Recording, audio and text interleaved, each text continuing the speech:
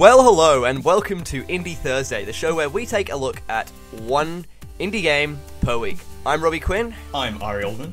And this week's game is Swipecart, a little kind of physics-based minecart racing game by a one-man team called Micro Factory Games, based in Canada, actually. It's a fun little game, and it's only actually just released 2 days ago, I think, on Steam and on the iTunes store. So we thought we'd have a look at how it is. The dev was kind enough to send us 2 codes for it, so thank you very much for that. And let's take a quick gander at the game, shall we?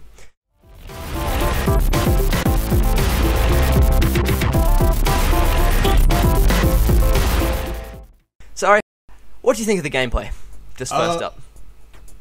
I don't think I've ever seen a game that makes use of such a simple mechanic so effectively. Yeah. It definitely is a simple concept. There's no skirting around that. It's essentially you build up enough speed to get through the course, and then you can brake during the course, but you can't accelerate anymore. However, you can also boost by swiping upwards, and you can lean and do wheelies and stuff, and it's really nice. And they introduce a lot of these features as the game goes on, which gives a nice sense of progression, because whilst it is a simple mechanic, they introduce enough varied sort of stuff that, it's a simple mechanic, but it offers varied gameplay. It's an easy-to-learn, hard-to-master model. Yeah, that's very much the case. And the progression will feel very at home to someone who is a big fan of jet car stunts, as I was.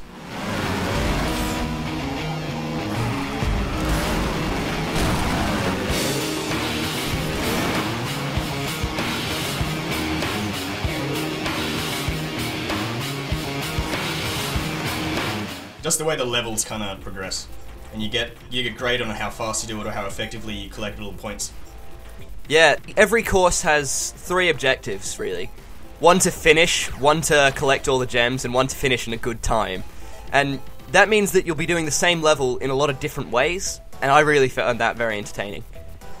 Because there are times where you'd have to sacrifice speed to get that last gem, or sacrifice a gem to get within the time limit, and it meant that there were a lot of different ways that you had to play the same course, and that was nice. If you're someone like me, you might just have to prioritize time and actually completing the game, because many times I couldn't collect all the little gems. A lot of them were usually positioned at the end of a ramp, and so you'd have to be very precise in where you launch yourself, so that you don't fall off the end, but you're still able to collect the gem. I was trying to think of games that this one reminded me of, and just like last week, really, I struggled quite a bit. I suppose the closest thing I could think of would be something like the Trials series, where it's all about that really ultra-fine precision with everything you do, all the leaning, all the speed. It is very reminiscent of those side-scrolling racing games.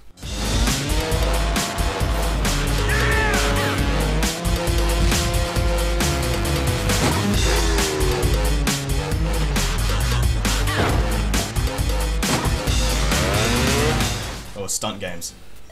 Rather than just being a stunt game, I do think it has that precision aspect that Trials is known for, especially. Also, in the game, there's a whole big track editor, and I don't know if you had a look at the track editor, Arie. I had a quick check of it just before we started this, and it's really detailed. You'd be able to make a lot of very interesting tracks. Nice. And whilst there's not much you can add to these tracks yet, there's a lot of stuff that's coming soon, because this has just been released, and it is a one-man team. And I'm really excited to see what the community can kind of make with this track editor, because it's in-depth. And with that kind of track editing aspect, I realized that this game kind of reminded me of the old Flash game Line Rider.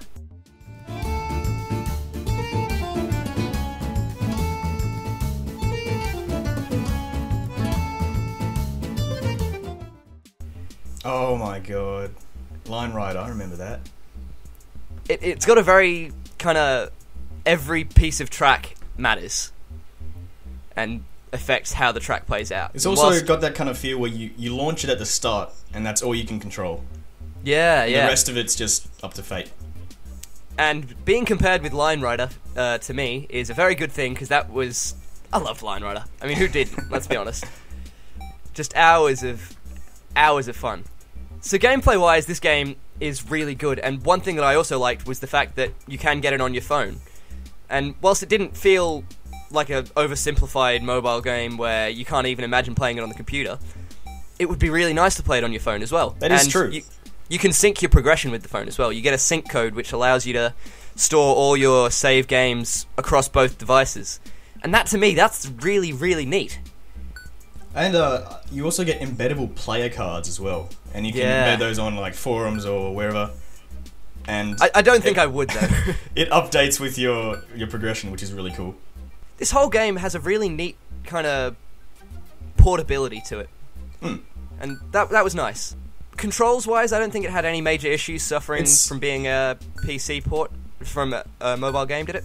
No, but it's also good to note that a lot of games that are on mobile and on PC are either bad ports or dumbed down for either of the platforms. But this didn't feel like that. This just works across every platform. Yeah. So whilst gameplay-wise this game is very good, I think where it falters a little bit is in its graphics. What do you think, Arie? Well, to start off, I felt the intro sequence was really well crafted and really nice to watch. And I did enjoy the pixel art kind of style. It looks a bit like Terraria, I suppose. That's probably the easiest comparison to make with this. Really, every pixel art looks like every other pixel art.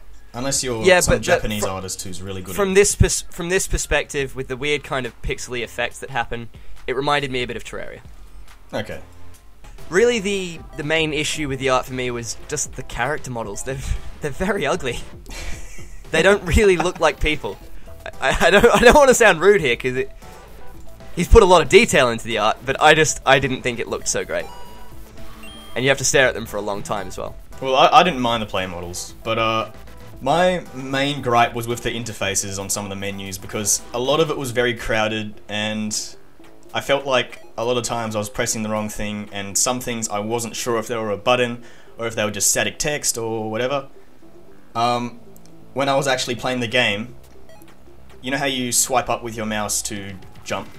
Yep. As a result of my inexperience with such a game, I was swiping up a lot to get extra boosts. I found myself hitting the restart button a lot when I was trying to just swipe upwards, and especially when I was near the end of a level, that was really, really annoying. So I think the interface could do with a bit of improvement. The backgrounds looked quite nice, though. I think it was. There was a lot of love.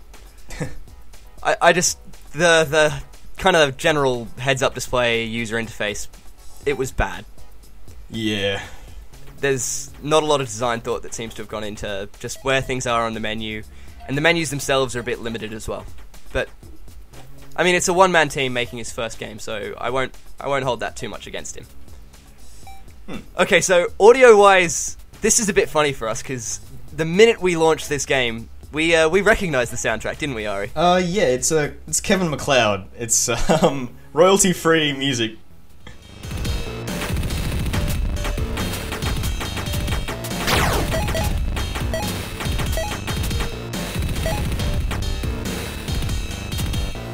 It's the same royalty-free music that we use in a lot of our videos, so we had a really quite a big chuckle about that to ourselves, because, I mean, it's obviously not an original soundtrack, and, I mean, he's one guy, so you can't expect him to do everything, I suppose, but it's a decent selection of Kevin MacLeod music, I suppose, if that's what you're into. I thought it would work. I mean, he's picked a very good, he's picked a very good selection.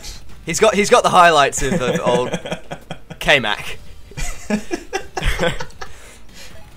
But having said that, I've listened to some of these songs so many times that I found myself muting the game and just playing a podcast in the background or something. And because it's a game that kind of lends itself to that, I don't mind that. So music-wise, yeah, it's fine. Not great, but nothing against it. My problem with the sound design, though, was the clinky, awful sound effects. I didn't have any gripes with the sound effects. I've said this about every game, I suppose, but no, they assaulted my ears, to be fair.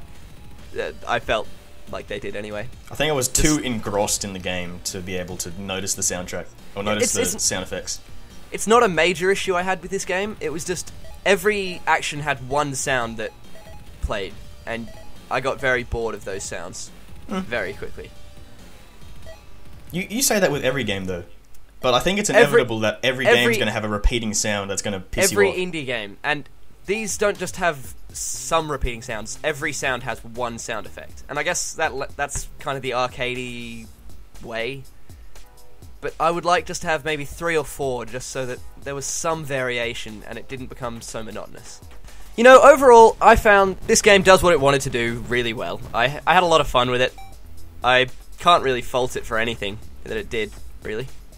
I mean, the music, yeah, it's Kevin MacLeod. The sound effects, yeah, they're repeating. But it's just a really nice, simple game. It does what it wants to do, and there's no issues with it. I had a lot of fun. I can see myself playing it on mobile as well, and yeah, each level has a lot of replayability, and the levels are fun and varied, and there's a nice level editor. That means that the community will be able to put in some incredible levels, I'm sure. So yeah, I find almost no fault with this game. I'm going to give it 4.5 out of 5. Okay. Okay, so I've got no major gripes with this game. I really like the graphics, the music. As you said, it was royalty-free Kevin MacLeod, but I thought it was pretty good, even though it might be overused by us. Anyway, sound effects, no major gripes. Gameplay, it feels really at home because I'm a big fan of jet car stunts, and that's like exactly what I wanted. There are also a lot of tongue-in-cheek jokes and dry humor throughout the game, like the Rocky Mountains, like somewhere very high up, or some crummy joke like that made me laugh. Really, it's added to the good time. There was a lot of extensive customization with the minecarts and the character, I thought. Yeah, that's something I forgot to mention. When you finish the level, you do get to rank up if you get enough experience, and that unlocks new kind of outfits for your character and new minecarts, new wheels. Yeah, and yeah, like there is a hats, shirts, rims. There is a lot to keep you in this game. I found that was very good. I wanted to keep playing. I didn't feel like it was a chore. Yeah, I think Micro Factory, they've released a really good title. So oh, and you can also, when you're replaying a level, you can view your last run as well. Did you notice that? The ghost, yeah, that was nice. You see the ghost, and that's a bit like Super Meat Boy, I think. Yeah. It's a trope of racing games, really, yeah. But it's nice that they put it in there. Okay. So anyway, I'll come to my rating. Overall, I'd have to give this a 4. I really liked it.